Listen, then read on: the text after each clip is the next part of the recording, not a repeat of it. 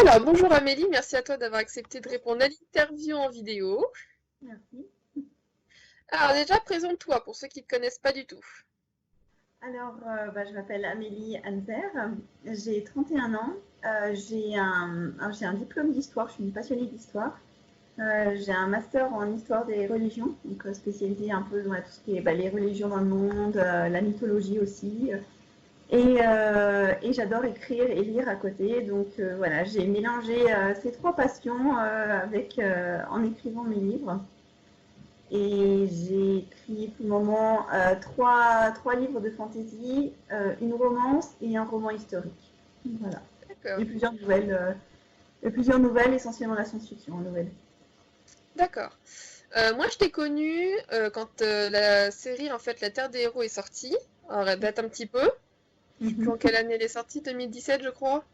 Non, en 2016 pour le premier tome, il y a eu une réédition récemment parce que j'ai été prise par une maison d'édition, enfin j'ai changé de maison d'édition, donc une réédition pour le tome 1 qui a été faite en 2019.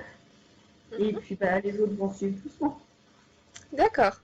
Voilà. Donc du coup, moi, je l'ai découvert en lisant ce premier tome. Malheureusement, j'ai pas spécialement accroché parce que je suis pas une fan de fantasy, hein, je le cache pas. Comme on dit, les goûts et les couleurs, ça se discute pas. D'où est venue en fait l'idée de l'écrire cette série? C'est amusant, c'est quand j'étais en première, donc en France, au lycée, il y avait ce TPE qu'on devait faire. Je ne sais pas si c'est encore le cas aujourd'hui, donc j'explique pour si jamais ils ont annulé ça. L'idée, c'est de nous apprendre à faire des travaux de recherche pour nous préparer un peu au- à la fac, en fait, à l'université. Et le thème qu'on avait choisi avec mon co-auteur, je sais pas comment dire ça, hein, mon camarade, Binôme? ouais, mon binôme, voilà. Mon binôme, c'était la fantaisie, justement. Et en travaillant là-dessus, parce que j'étais toujours été fan ouais, du Seigneur des Anneaux, voilà, de ce genre de fantaisie. Et juste après l'oral, je suis rentrée chez moi, j'ai ouvert une page Word et j'ai commencé à écrire mon roman de fantaisie. Au départ, c'était vraiment pour moi, c'était mon petit échappatoire, c'était mon histoire. Et puis petit à petit, elle s'est étoffée avec le temps. J'ai écrit ça en parallèle de mes études, donc j'avais pas forcément beaucoup de temps à l'année à m'y consacrer, donc j'avais tendance plutôt à écrire pendant les vacances universitaires.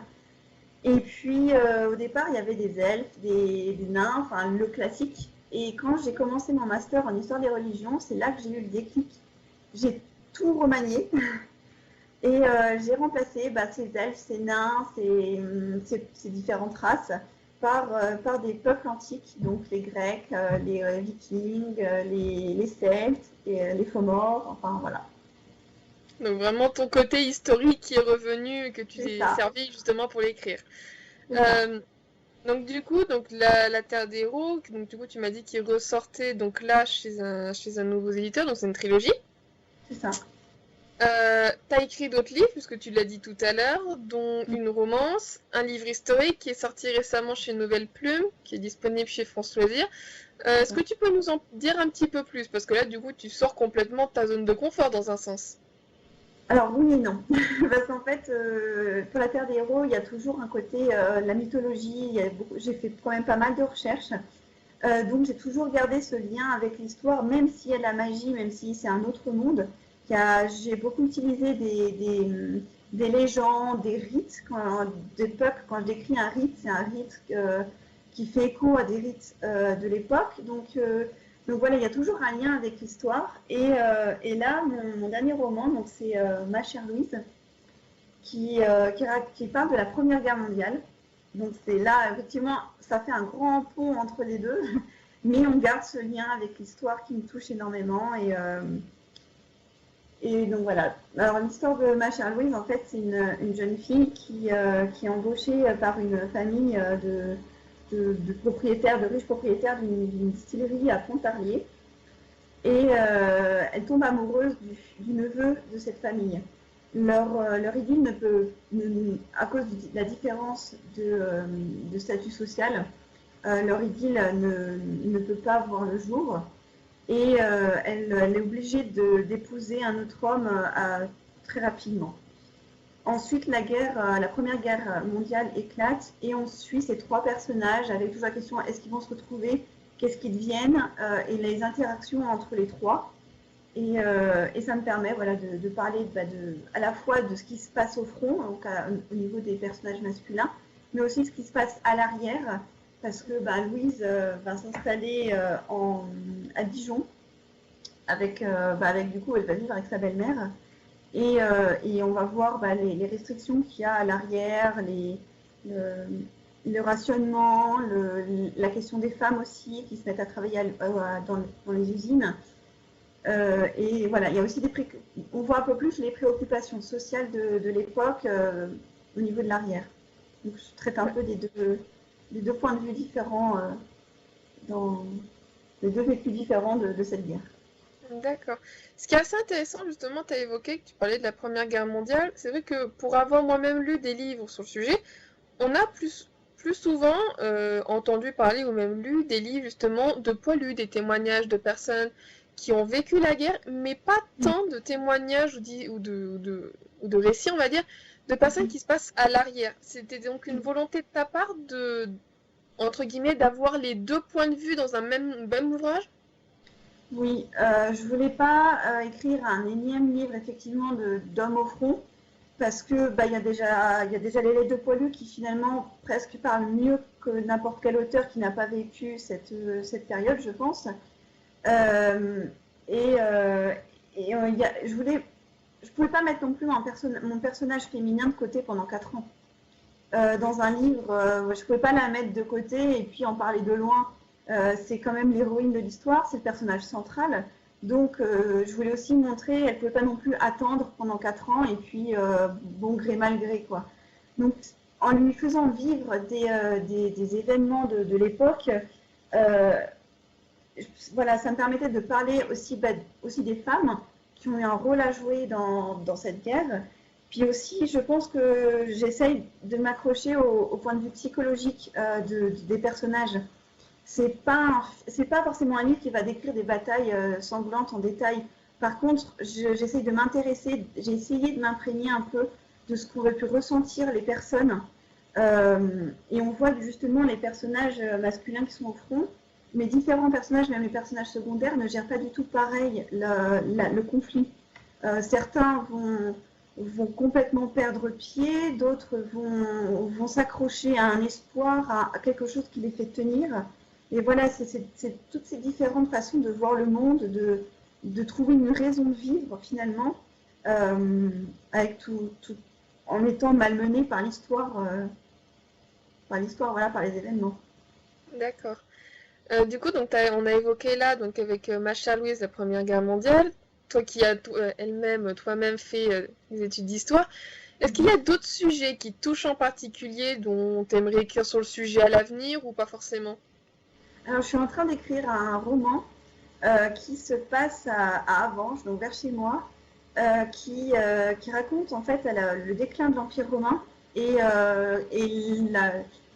la cohabitation en fait entre les peuples gallo-romains et les Burgondes qui ont été implantés dans cette région au milieu du 5e siècle et de voir justement le glissement vers le Moyen Âge et montrer justement ces peuples qui se sont retrouvés plus ou moins abandonnés par Rome, par l'Empire romain, qui n'avait plus les moyens techniques, logistiques, politiques et financiers de s'occuper de ces peuples, de ces territoires qui dépendaient de l'Empire romain. Mais aussi, voilà, en m'intéressant un peu à quelle est la question, est-ce qu'ils ont vu la fin d'une civilisation? Est-ce qu'ils ont vécu ça comme une fin de civilisation? Bon, j'en doute, mais c'est ce glissement progressif vers une autre époque, vers une autre société, vers des changements importants qu'on voit nous de loin, mais que voilà, à l'époque on ne voyait pas venir.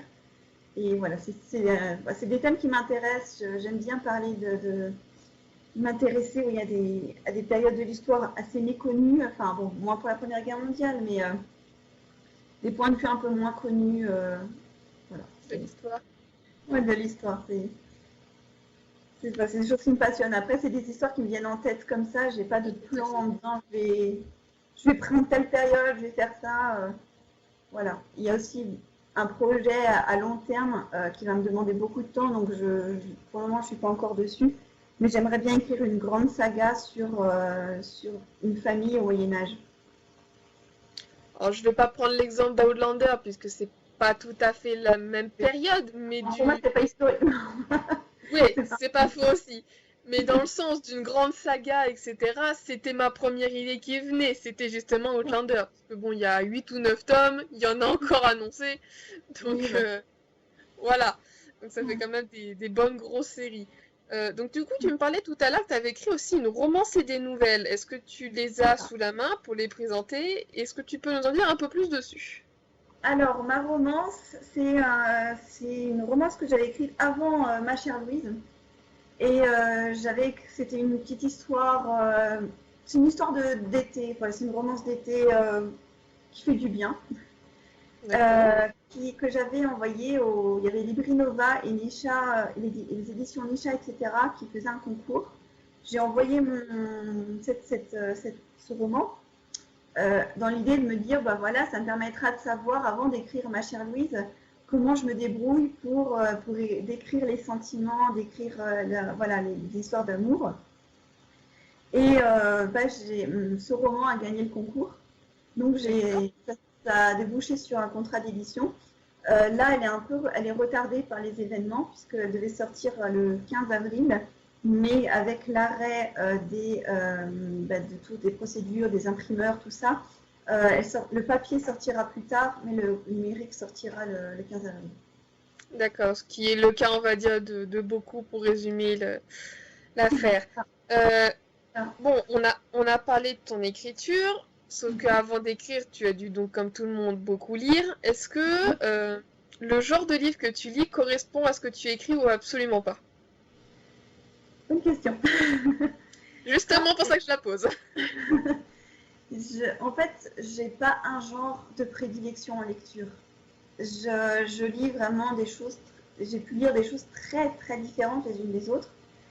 Euh, je sais qu'il y a des petits points qui m'intéressent, que je peux reprendre.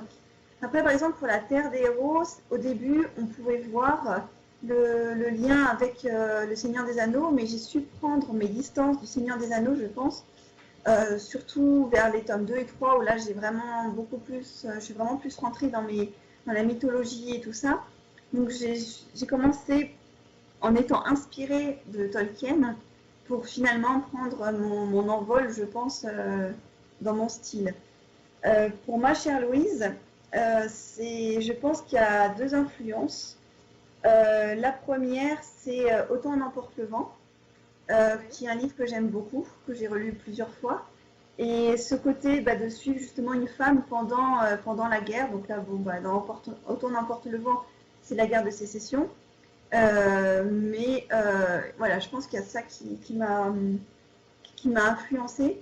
Et alors c'est paradoxal parce que c'est très loin, mais je pense que Ma chère Louise il y a des côtés qui viennent de Pagnol, de Marcel Pagnol. Alors ça se passe pas dans le sud, il n'y a pas du tout cet humour ni cet accent, ni ces cigales qu'il y a dans Marcel Pagnol, mais ce qui me fascine dans Marcel Pagnol, notamment dans Manon des Sources, c'est ces drames qui n'en ont pas l'air et qui sont et toute l'histoire découle d'un petit événement, d'un secret ou d'une chose qui n'est pas arrivée, qui aurait dû arriver, et qui finalement a des répercussions immenses dans la vie des gens, des personnages. Et c'est ce que j'admire dans Pagnol, dans plusieurs de ses livres, où justement on a l'impression de ne pas voir un drame, mais au final, quand on y repense, c'est dramatique cette histoire, c'est triste, mais ça n'a pas l'air. Et voilà, c'est quelque chose qui me fascine chez lui et je suis une grande fan de Pagnol aussi. Justement, c'est la prochaine question que j'allais te poser. Est-ce que si tu devais citer un livre, un seul livre que tu pourrais mais ne jamais te détacher, que tu conseillerais à tout le monde, ça serait lequel? Un seul livre. Ah, je vais être cliché, mais c'est Harry Potter. Enfin, c'est pas si cliché que ça, tu sais, t'es pas la seule. Euh, Pourquoi celui-là du coup? parce que j'ai des relus, mais 1 million de fois. Comme tout le monde, tu me diras. Je sais. Oui, c'est vraiment. Ouais, je suis vraiment une grande fan de Harry Potter parce qu'à chaque fois qu'on le relit, on voit des choses différentes. On perçoit aussi les choses différemment par rapport à la première lecture, parce que j'ai commencé à les lire, j'avais 12 ans. Donc, forcément, la lecture d'une adolescente n'est plus du tout la même qu'une adulte. Et il y a beaucoup de petits détails. Ça que j'admire chez J.K. Rowling, c'est qu'il y a des détails dans le 2 qui vont avoir leur importance dans le 7. Et ça, c'est quand le relisant, on me dit ah, attends, l'armoire là qui est cassée dans le 2, en fait, c'est l'armoire à disparaître. Et en fait, ouais, c'est ça qui est. Ouais, c'est des Des petits petits détails comme ça. détails, des petites choses comme ça qui Ouais, font c'est que... ça. Ça montre un travail en amont parce que finalement, ben, elle avait déjà écrit le 2 quand elle a commencé à écrire. Elle avait déjà publié le 2 quand le 7 est sorti, donc elle ne pouvait plus revenir ajouter son armoire, quoi. Donc elle y a Voilà, pensé à. C'est ça que je trouve ça génial. tout à fait. Du coup, petite question, pas forcément négative, est-ce que tu as déjà eu des avis négatifs sur tes œuvres? Autres que moi, parce que moi, c'est même pas une négatif que j'ai donné. Alors oui, j'ai déjà eu une fois alors, j'ai eu deux avis, je pense à deux avis négatifs. Il y en a un, il était plus mitigé parce que bah, la personne a reconnu que c'était pas trop ce qu'elle appréciait et que bon bah voilà, c'est les goûts et les couleurs. Comme ça, j'accepte ça. Sa critique était construite avec des arguments, ça m'allait. Par contre, il y a une autre critique qui m'a blessée parce qu'elle est complètement fausse. C'est quelqu'un qui n'a pas fini le livre et qui a anticipé la fin en critiquant la fin qui n'arrive pas du tout, puisque ça ne se passe pas du tout dans le livre. Donc ça, je trouve que c'est une personne, je sais pas, est-ce qu'elle a mélangé les deux livres dans sa tête? Est-ce qu'elle a anticipé en disant, oh, c'est cliché, ça va se passer comme ça, alors que finalement, bah, ça ne se passe pas comme ça. Donc voilà. Il y a des critiques quand elles sont construites, quand c'est clair que la personne n'apprécie pas pour telle raison, ça me va.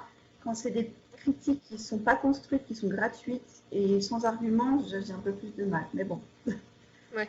voilà. Raison pour laquelle, quand je t'ai donné mon avis cet été, puisque j'ai lu ton livre cet été, Mhm. t'as très bien réagi par rapport à la manière dont j'avais tourné la chose, parce que voilà, je t'avais expliqué et j'ai expliqué dans ma critique que justement la fantaisie en elle-même est un style très particulier, qui est unique, et que voilà, c'est pas à la portée de tout le monde de pouvoir le lire, et que c'est vrai que parfois des descriptions très longues est la première chose qui gêne. C'est pour ça que moi je parle dans le principe, les goûts et les couleurs, comme on dit, ça se discute pas. Des gens qui peuvent adorer le fantastique peuvent haïr la fantaisie comme pas possible et vice versa. Oui.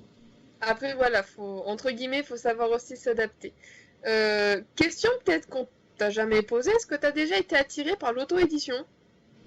Oui, parce que finalement, bah, La Terre des Héros a commencé en auto-édition.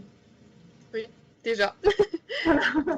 Donc oui, l'auto-édition, avec mon expérience maintenant, parce que finalement ça fait depuis 2016 que mon roman est sorti, donc voilà, en 4 ans, je pense avoir un peu de bouteille sur voir comment les choses fonctionnent.